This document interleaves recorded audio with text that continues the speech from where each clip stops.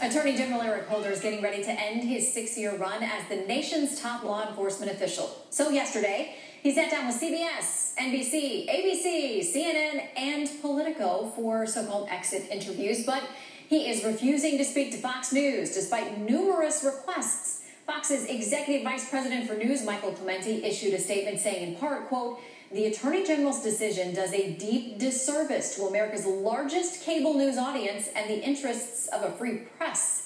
Howard Kurtz is the host of Media Buzz Sundays on Fox News. All right, Howie, what's this all about? I guess the Attorney General would rather have Melissa Harris Perry on MSNBC saying you're as smooth as a duck and would you please quack for us. Look, I'm sure Eric Holder doesn't want to be pressed on Fox News about why he said we're winning the war against ISIS, his role in Ferguson, his relationship with Al Sharpton. But what he really doesn't want to be pressed on, Shannon, is the outrageous assault on press freedom that was the James Rosen case, where the Attorney General authorized, as you know, surveillance of our Fox News colleague, and in a separate case, the reporters at the AP, and even authorized James Rosen to be named as a criminal co-conspirator for doing his job.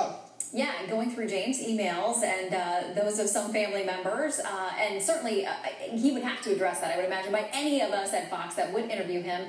But does he help himself at all by walking out the door and slamming it in our faces, essentially saying, like, I'm not even going to try to address your audience? It is notably by far the largest cable audience out there for news. I mean, maybe he could make some new converts.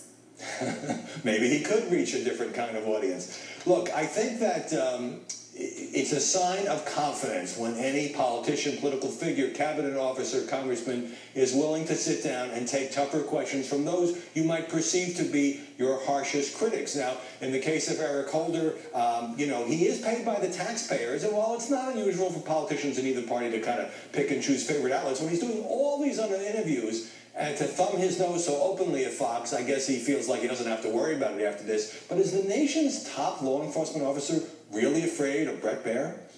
Well, some people would be. He's a good, tough questioner, that Bret Baier. But a very fair questioner. Always fair. Who, with Greta Van Susteren, interviewed Hillary Clinton on her book tour, an interview that was widely seen as fair. President Obama has sat down with Bill O'Reilly twice, so I think it does say a lot about Eric Holder that he is backing away from this opportunity where he could make the case for his tenure and for what he sees as his accomplishments, and he could knock down any criticism. It's a shame. Well, I'm sure the door would always be open for him here at the Kelly File, although I'm not sure he'd want to tangle with Meghan. We'll see. Justice Department says it's still under review. I guess we might get an answer any year now. Okay. Howie, in the meantime, we'll see you on Sunday.